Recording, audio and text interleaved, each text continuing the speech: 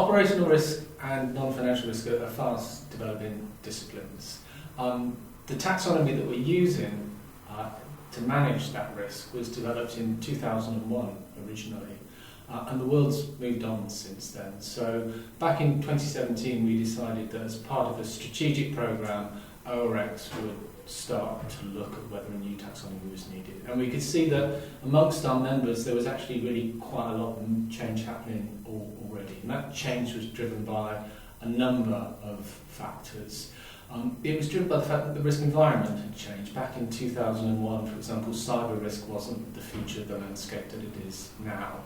And those new risks got a lot more senior management attention, and senior management attention means that you want to categorise your data that way so that you can report that way.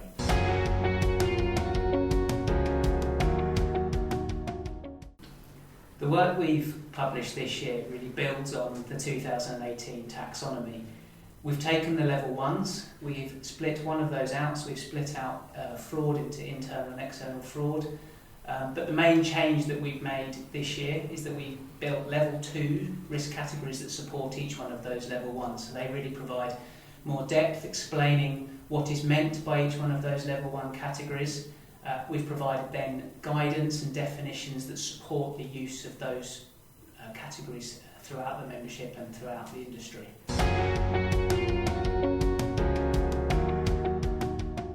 There were three main areas of divergence away from Basel.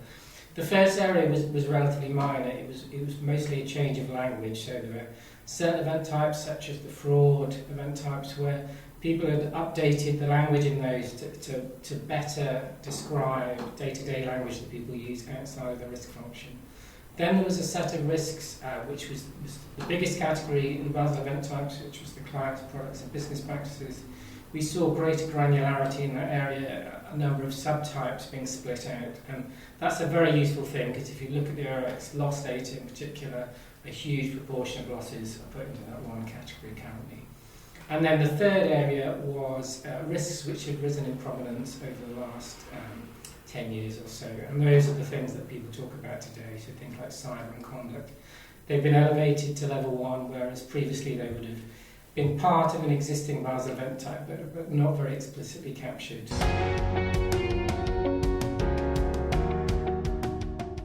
Organisations can benchmark their own taxonomy against our published taxonomy.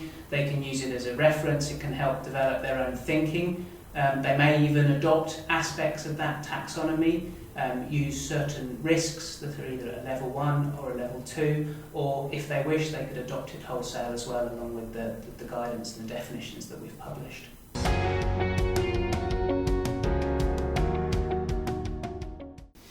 So we see this as very much the first step on a multi-year programme of work.